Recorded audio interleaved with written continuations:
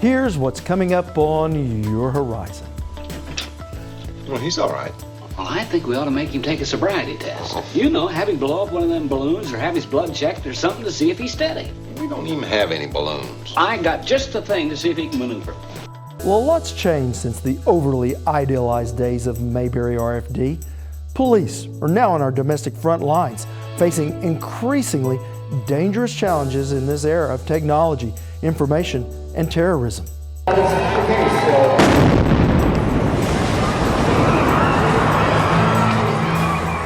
Today, we'll begin our show with the Boston Police Commissioner who saw firsthand how domestic terrorism has changed law enforcement. This requires a hybrid, very intelligent people that can do, on the one hand, the preventive work that needs to be done and identify problems and help people, but on the other hand, be ready at a moment's notice to spring into action. Not all crime happens on the street. Online hackers are a growing threat, and we'll look at an effort to fight cybercrime. We started this in 2009 with 8 teams of high school kids in Florida. This past season, we registered 3,379 teams. Our Blaine Singletary takes us to 2 different classrooms, preparing those who may be the future of law enforcement. Stay with us for Oklahoma Horizon. Oklahoma Horizon is made possible by Career Tech, a job for every Oklahoman and a workforce for every company. With additional support from the Oklahoma Department of Agriculture, Food, and Forestry.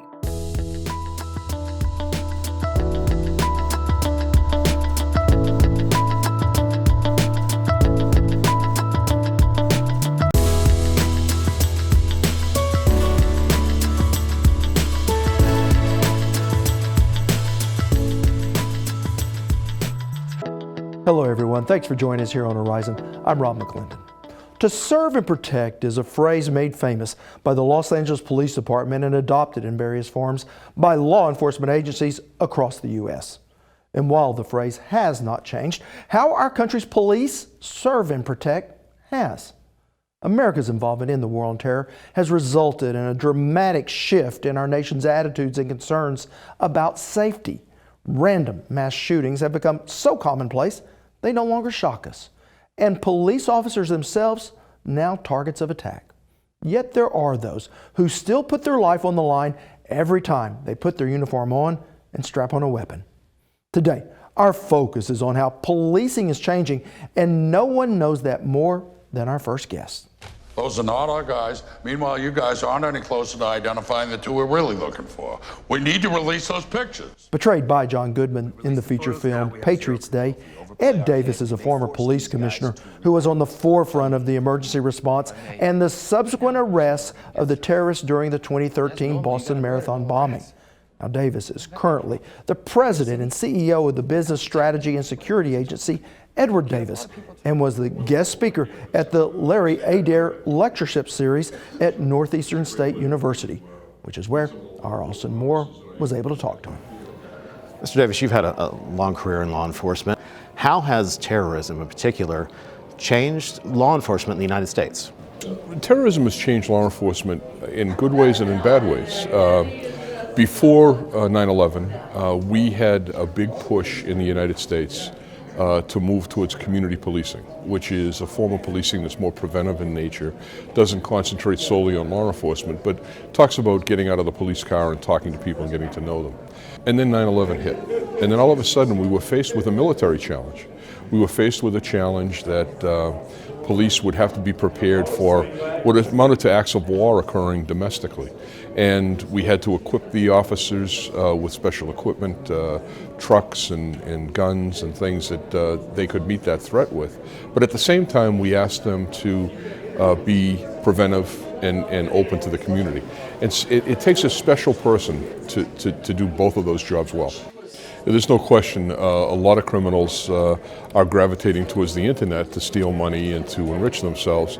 And the people left are the ones that aren't sophisticated enough, the bank robbers and the people doing armed robberies and things. It's much easier and quite frankly a lot less dangerous to steal money through fraud on the internet and other methods. So we have to become better equipped to deal with those complex issues of of crime online, but also be aware that there is still a threat day to day in the street, and the old-fashioned, drug dealers and armed robbers are still there. So the job has got much more complex with the advent of technology. The other side of it, of course, is that we can do more outreach to people. And by crowdsourcing and asking people for help over the internet, that made all the difference in the investigation into the marathon. And it plays out every day in cities across the country. Give us that example of the Boston Marathon and just how did that ability help you? Well, in the marathon, we made a decision after a collaboration with our federal partners to go to the internet and to ask people for any video or still photos that they took of the marathon. And we expected to get maybe hundreds, maybe 1,000 submissions. In the first 24 hours, we got 12,500 submissions. It was so intense that it crashed all of the computers that we had. So we were onto something, this desire of the public to help in a situation like this. This sort of, engaging the community in the pursuit of these bad guys who were actually still planning to kill more people. And if it wasn't for the help we got from the community, they would have been successful in another attack. So as we look to the next 10, 15 years, we have a lot of folks retiring. We're looking to find people to fill those gaps. Where do you find that skill set in a young student and someone who's interested in law enforcement that can handle the technology, but also has that community outreach ability? Right. So we need people coming into the business that are flexible enough to do the outreach and the preventive work that we require in the community policing, so that people in the community know that the officers work for them and that they can get a service from the officers, not simply the recording of a crime report. The officers can play a vital role in making communities safe and viable places to live and enjoy yourself. What do you say to recruit that student? Tell them this is the job to do. This is where you're going to be rewarded to be in this career. Don't get caught up in one mentality. Don't think about policing as a military operation, but also don't think about it as social work. This requires a hybrid, very intelligent people that can do, on the one hand, the preventive work that needs to be done and identify problems and help people, but on the other hand, be ready at a moment's notice to spring into action when the community calls for it. Well, Boston certainly isn't alone in knowing the sting of domestic terrorism. It's now been over 20 years, but Oklahomans still feel the lingering pain of the Murrah Federal Building bombing in downtown Oklahoma City. I had the opportunity to sit down with some friends, but when I woke up, whose lives were forever changed on April 19, 1995, and I believe their story will inspire you. Quiet. To see them, just head over to okhorizon.com and look for that story under this week's Value Added section. Now, when we return, training day for some future police recruits. You're watching Oklahoma Horizon with Rob McClendon. Weekly insight into your changing world. Well, a desire to help those in need is something most police officers share.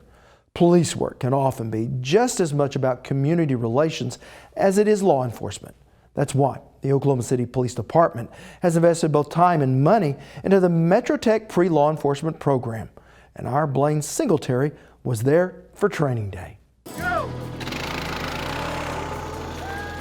The mile-and-a-half run has just begun at the Oklahoma City Sheriff Office's Physical Fitness Challenge. These young cadets have come to hone their skills and engage in some healthy competition. The students were wondering why they were always working out, and we were encouraging them to continue working out. That's Johnnie Laudermilk, an instructor at Francis Tuttle Technology Center. He helped start the fitness challenge several years ago and says physical fitness is important because that's what agencies will be looking for when it comes time for these cadets to apply. So we found that it not only motivated them to work out, but it also gave us an opportunity to mix law enforcement with our cadet classes to improve the education that we're providing for these students. These cadets have to be at the top of their game, physically, mentally, and so much more. And yet these teens and young adults have chosen to commit themselves to this difficult profession. Ever since I've been a little girl, I've always wanted to be a police officer. I'm fascinated with the idea of serving and protecting whatever way I can, and it's a great opportunity. Andrea Wood is a newly minted graduate from MetroTech's pre-law enforcement program. We spoke to her in her senior year. My hope is to go to college, get a degree, and then come back and apply for Oklahoma City. And every one of these cadets, from 12 different programs at tech centers across the state, has a different reason for stepping up to the challenge. Amanda Eastridge is the head instructor for the program at Metro Tech. They want to change their own life. They want to do something different. They want to be a part of something like law enforcement that's a brotherhood. And the more they get involved in it, the more they go back to their home high school and they talk with all kinds of enthusiasm, and it just pays itself forward. 3 more. Let's go. Eastridge, a longtime member of law enforcement herself, says the program at Metro Tech is especially important for this reason. Many inner-city police departments around the country don't have much inner-city representation. And Metro Tech, located in northwest Oklahoma City, serves many students who live in this poorer inner-city area. A lot of them come from really rough neighborhoods. They come from neighborhoods where it's easier to do the wrong thing than it is to do the right thing. And there is the drive in them. I think it's inherent in who they are, and it's a matter of connecting them with the right way and the right path and the right people to gain that success. And in a short time, this program has seen rapid growth. So much so that late last year, Metro Tech unveiled their new pre-law training facility. The program is expanded, so we had to do the same. Sergeant Tomas Daughtery of the Oklahoma City Police Department is embedded in their class. We had a lot of interest in young adults wanting to take part in this. So we see the need and recognize that a need for a bigger space was absolutely needed. And as you can see, this place is phenomenal. With extended seating, a robust area for physical training, and a simulated firing range, these young cadets will have great opportunities to become the next generation of law enforcement, something that Oklahoma City Police Chief Bill City has taken notice of. This inspires me to see the strength of some of these kids to want to commit to this program in spite of the pressures, in many ways not to. Aside from the strenuous physical training and discipline, that is the other big mountain these cadets have to climb. Communication, interview skills, and connecting with the community are key pillars of this program. I would say about 95% of police work is relationships and communication. Part of connecting them with the community is that they're a direct reflection. They're raised in that kind of chaos, and so they're able to relate directly with the community more so than somebody who isn't. And in turn, the students gain a new perspective about their neighborhood policemen that they can't get anywhere else. Again, Andrea Wood.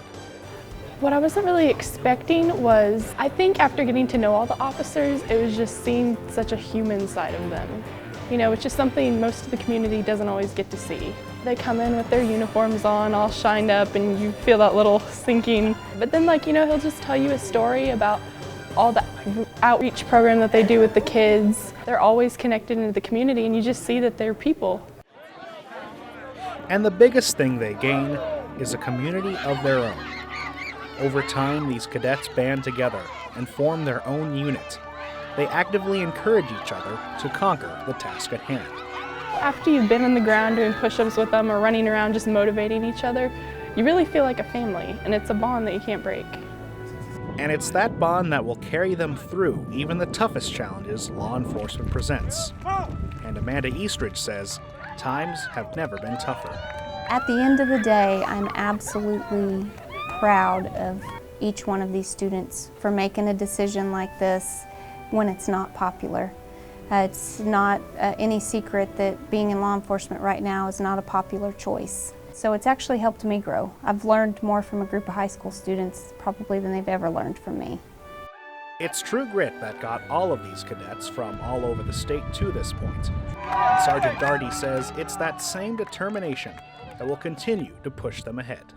I want them to be successful and good citizens, regardless if they ever get to wear this uniform or not.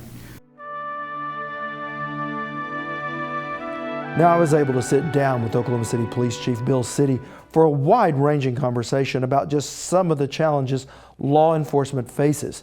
To watch that entire interview, just head to our website and look under our value-added section. Want to see more stories like this? All our segments are streaming on our YouTube channel at Oklahoma Horizon TV. Well, with growing evidence Russians hacked this past presidential election, the role cybersecurity plays in our lives is becoming oh so evident. In 2009, a competition was started to bring together some of the best and the brightest IT students to not only secure computer networks, but to secure our country's future. That's why they're known as Cyber Patriots.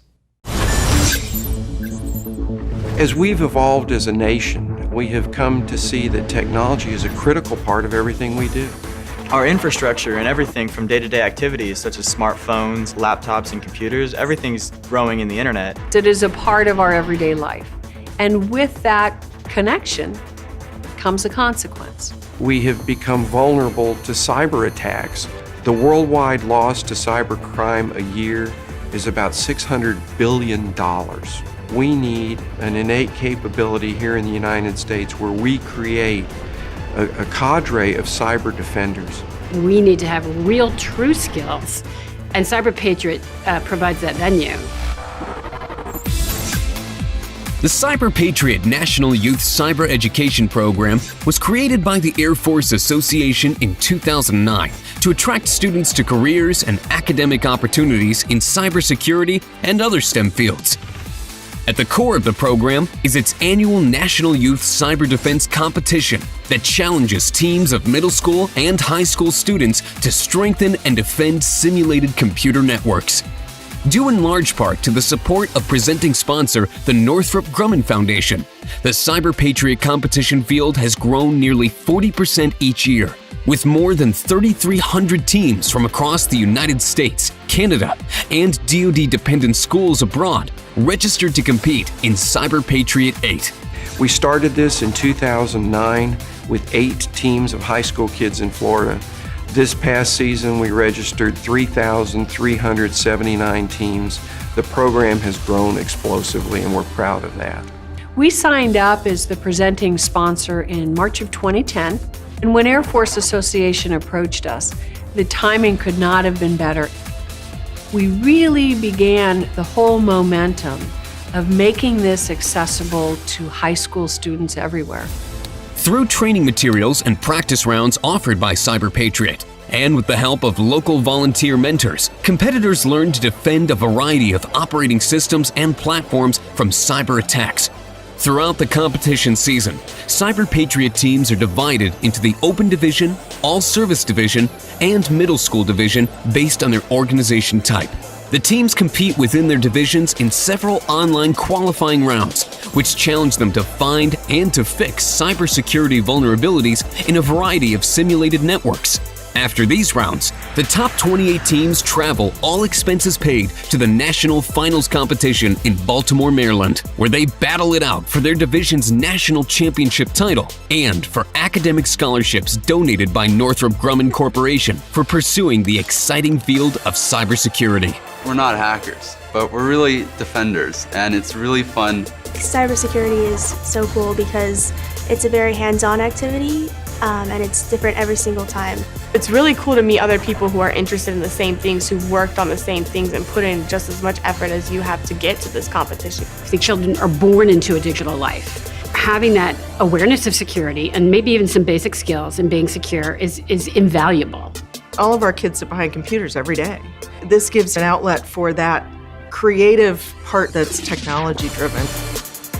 The Cyber Patriot 8 national finalist teams travel to compete live by undertaking various network security and forensics challenges that expose competitors to various elements of cybersecurity. In addition, the program emphasizes online safety and requires participants pledge to act responsibly and ethically in the cybersphere.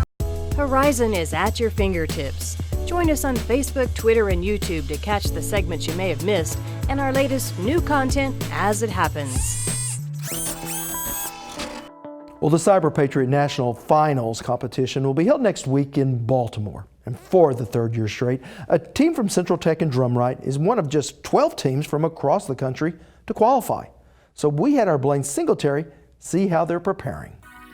From your smartphone to your computer to game consoles and beyond, digital technology has made our lives more convenient than ever. But it's also made our lives a target-rich environment for hackers. You hear about cyber attacks almost daily in the news. That's Nick Gaunt, Network Security Administration instructor at Central Tech in Drumright.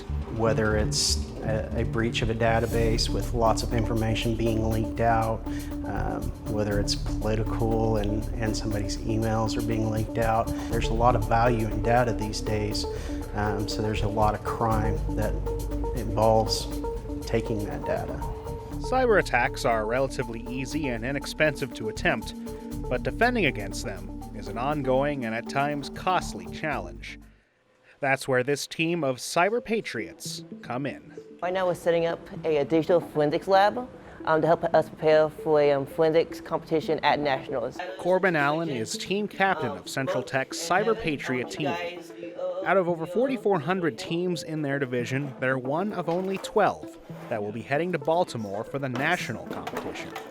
While it may look like they're hacking away at their machines, don't call them hackers. I do know hacking skills, but I would not consider myself a Main Street hacker, more of a cyber protector, as the term I like to go by. This competition puts them through the same situations they'd have to face if they were working for a network security firm. Setting up a network, identifying potential security weaknesses, and of course defending them from an onslaught of threats. We have students enter into the program at all levels, from very basic to very advanced, but even with the most advanced students, we still have lots to teach them that they did not know and lots of opportunity to grow. Some of these students, like senior Colton Monk, knew next to nothing in this field when they first stepped through the door. I knew absolutely nothing about computers or Linux or anything really, so it took a whole lot of paying attention, making sure that I was actually absorbing what Gaunt and all the second years were teaching me. And now, as a second year himself, he's passing on that knowledge to a new batch of budding IT experts. But he says there's always something more to learn. And really that's really what it takes for Cyber Patriot, is to make sure you don't get to that point where, oh yeah, I know everything, I don't need to work on anything else, because there's always something. Really, if you get to the point where you can confidently say, yeah, I'm the smartest kid in the room, you're proving to everybody you're really not. No matter how well they prepare, these teams only really know how to defend against the kinds of attacks they've already observed. Who knows what the opposing force, made up of the best and brightest security experts behind today's tech giants, will throw at them on competition day. And they're just going to be actively, poking and prodding and putting holes in our ship, pretty much. And if they throw something new at us, we got to be on top of that too. The constantly changing, evolving landscape of cybersecurity is a challenging subject to teach, and it's one that Coach Gaunt keeps an open mind in approaching. You really have to spend a lot of time teaching students how to teach themselves, how to research new things. That by the time you've spent 2 years training a student in a program, that possibly some of the things you train them on has become obsolete and there are new things that have replaced it. So they need to be able to continue the study on their own, to be able to face problems they've never faced before, but be able to research it and overcome it. This competition shows these teens what the cyber defense field is all about. And as they decide what they want to do beyond high school, they could potentially land a big internship with the likes of defense contractor Northrop Grumman. Oh, that'd be awesome, like having an internship with the Grumman Foundation. They have some really cool toys at their places. Oh, you bet I would absolutely grab that with both hands and never let go. And as our everyday lives continue to go more and more high-tech, the need for more cyber defenders like these will continue to grow. The need for cybersecurity experts is outgrowing the pace of people being educated to go into the workforce. It doesn't just stop with computers and servers, it's cars and planes. The field just keeps growing in what's vulnerable, and the need for people to be able to secure those is just growing exponentially. Well, cybersecurity is not just national security. It impacts banking, commerce, manufacturing, defense, and other industries who critically rely on computer networks. So this is decidedly an economic issue as well. And Blaine tells us with more than 27 million ID theft cases in the last 5 years, cybersecurity careers are not only in high demand, They also pay about $12,000 more a year than other IT jobs. Oklahoma has long provided food, fuel, and fiber for the world. Next time on Oklahoma Horizon, we'll meet 4 individuals honored by the governor for their lifelong contributions to Oklahoma agriculture. Agriculture means a fun job. I've had a great journey because I've liked everything I've done with agriculture. Oklahoma's Ag Hall of Fame on Oklahoma Show for the Heartland, Oklahoma Horizon. Well, that is going to wrap us up for this broadcast edition of Horizon, but you can still find us online at okhorizon.com. I'm Rob McClendon. Thanks for watching. Hope to see you back here next week. Oklahoma Horizon is made possible by the Oklahoma Department of Career and Technology Education, with additional support from the Oklahoma Department of Agriculture, Food, and Forestry.